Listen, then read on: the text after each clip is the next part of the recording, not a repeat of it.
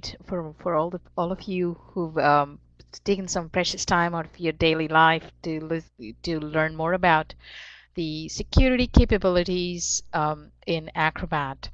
Um, I think the slides are loading up right now. Um, as Stephanie mentioned, my name is Sudha Iyer, and I'm the product manager for security capabilities in Acrobat and our lifecycle products. So the agenda for today's session is go over the details of signing documents and forms, um, protecting documents with passwords, certificates, and what we previously used to call policy server, which is now called lifecycle rights management, ES. And moving on to the what I'd like to position as a privacy feature is the redaction capabilities, which we introduced to great demand in Acrobat 8. To begin with, the way Stephanie and I talked about it is, I'll probably go through some slides in the signature area, move over to a demo, come back and do a couple slides on encryption, go back and do a demo, and finish up with the same strategy for redaction. Hopefully the technology gods will be with us and everything will be cool. And I noticed in the poll that several of you have prior experience in signing, and many more of you have experience in password protection.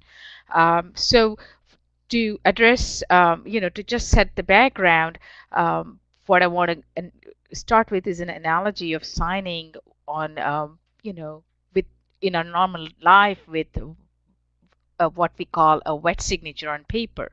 The reason we ask for, anyone to sign at all is to establish their approval as an authority, as their identity, agreeing to probably some terms and conditions of the document, and basically, enforcing it at a later point in time, saying, hey, you did agree to these before, and you did give us approval to spend the $1 billion, and so on and so forth.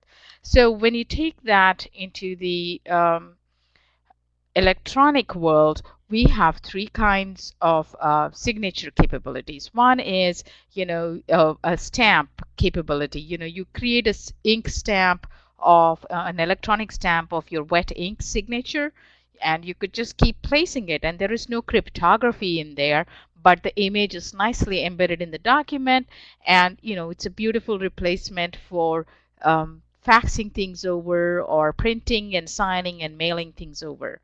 Then going down this stack of signatures, the last one is digital signatures, which has the complete cryptographic capabilities in it, which means that should something change in the document after the signature has happened, there would be a way for the relying party, that is the person who is trying to enforce the rules, or who is